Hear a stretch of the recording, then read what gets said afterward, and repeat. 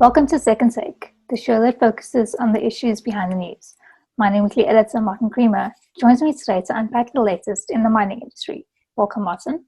Hi, Sashni. Now, there is a call for mining companies to convince investors to replace the value they are taking out of the ground. Can you just unpack that for us? Mining has a finite horizon, and you have to give it an infinite horizon. Otherwise, your shareholders are going to end up with holding shares that have gone into decline, and they're going to lose.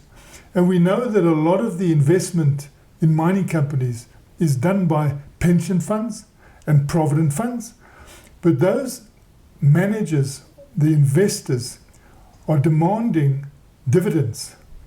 Now, they raised at the Johannesburg in Durban the dangers of that and the challenge, because the decline in 2008 had investors licking their wounds, and now that there's a recovery, they want a dividend. But Sir Mick Davis, who's probably the most experienced mining major in the world, he cautioned this attitude of excessive dividend payment and said that every time mining majors take something out of the ground, that has gone forever. And unless they replace it, they're going to wither and die. So that was quite a stark warning. And he raised up an example. He said, you remember Rand Mines. It was one of the biggest mining groups in the world here in South Africa. He says, where is it now? And I can remember Rand Mines reaching a stage where they hadn't replenished their assets. They hadn't put new value into the ground. And believe it or not, their strategy was to die with dignity. Now, that is not what you want to do for shareholders, because who are those shareholders holding on at the end? What is the value of those shares? And when do you tell them, hey, get out, because these are declining? So Sir Mick Davis said, mining majors have a major challenge now. They must go out to that investor community, and he said they must have propaganda in a positive sense to show those investors that if instead of paying excessive amounts in dividends, they take that cash, they drill, they find new value, they can then lift those shares for the benefit of all, and they can give mines an infinite horizon. And that seems to have been forgotten because of the financial crisis of 2008. And they need to remind investors of that. Otherwise, we're going to have some terrible consequences here. And we know that there is an exploration drive at the moment. That is absolutely essential. And it would give mining groups an opportunity to use that cash that they've got eventually to buy up some of these exploration activities that are really bearing fruit and looking promising. And that will give them that longer term outlet. But I can see a big debate ensuing. And I think that the investors should be reminded that it's important not to be over-demanding when it comes to grabbing that cash that's generating and letting that cash be used for capital growth and capital replacement to make sure that you don't end up dying a death that'll hurt pension funds, provident funds, and all the investors. Can you tell us about the new venture capital incubation fund that is targeting small-scale mining? Yes, Pearl Grey Equity Partners is planning to support small mining ventures. Now, we haven't had that in this part of the world. We know that in Canada, you've got the Toronto Stock Exchange Ventures. And in that, the smaller mining companies get amazing assistance through the flow-through share scheme, which means that, they can go out and work in these high-risk exploration ventures, and their shareholders are not put to excessive risk because they get a tax benefit at the end of the year. Now, what Pearl Grey Equity Partners is saying, look, we ourselves are a small family business, but we want to work with small mining companies. And sometimes, it is going to be on a basis where they assist them to get licensing, and they pay for that licensing. They also put some money into the business and try and get these businesses working at a very high level of professionalism so that they can raise more capital. And that capital could come through private equity, probably most of the time. But if it does go to the market, it seems the obvious preference at the moment, and the only place to go really, because they're concentrating on gold as a start, they say is really the Toronto Stock Exchange Ventures. Now, I think that the Johannesburg Stock Exchange needs to start working out how they can accommodate this. We obviously don't want high-risk business and investors in that, but you can go and have a model that the rest of the world has, that you actually take precautions against risk, major precautions.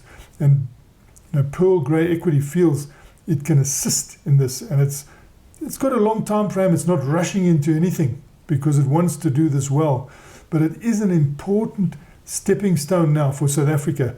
Now that they're going into exploration and small scale mines will eventuate, you need to have a venture capital funder that's willing to really examine these businesses, see how much promise they've got, and then add value by putting their own skin in the game, but also then lifting and elevating these companies, taking them out of risk so that other private sector and private venture capital people can come in at a bigger scale and advance them forward. And once they've really developed well, they can consider going on a stock exchange. But as Pearl Grey Equity Partners, which is based in Pretoria and also Delaware in the US, said, look, at the moment, they would not go to the Johannesburg Stock Exchange because they would not be able to be accommodated for blank check capital raising, as they call it. And lastly, Martin, Southern Africa's buy-in into the green hydrogen economy concept is exceeding expectations. No, it's incredible. Organizations have been developed in Southern Africa here, and SACRI, which is based in Windhoek.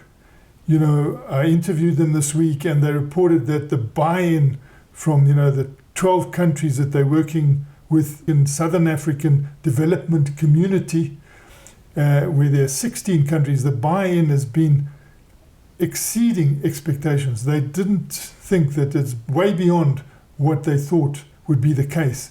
And, they're looking to actually producing green hydrogen, but looking for the best places to do it. So a big survey is underway. They've got an Atlas project going on.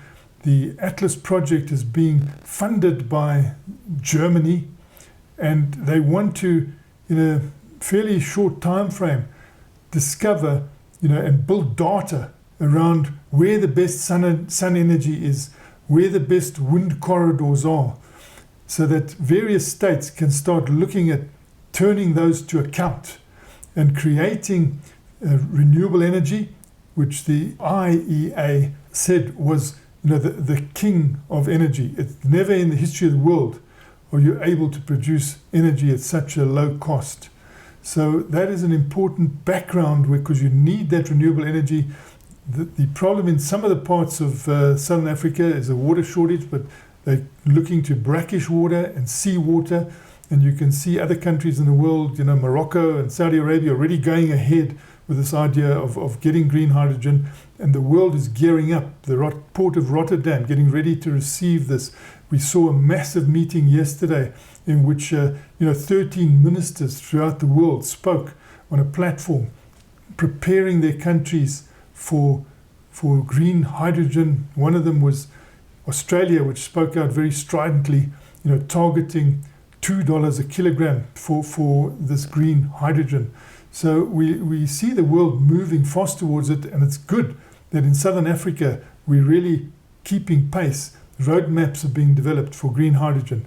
So hopefully we will see at some stage exports, because that is the idea, that if you can export this green hydrogen, it can be a great industrial builder. And what SACRI is looking to do is to say, now we are net importers of fuels, of oils, of petrols, of everything we need here. We could become net exporters of energy. So that is a big target. It's part of an industrialization ambition as well. So it'll be good to keep an eye on these organizations that are developed in Southern Africa, one of them being SACRI. Thanks for speaking with us, Martin. It's a great pleasure, Sashni. That's it for today.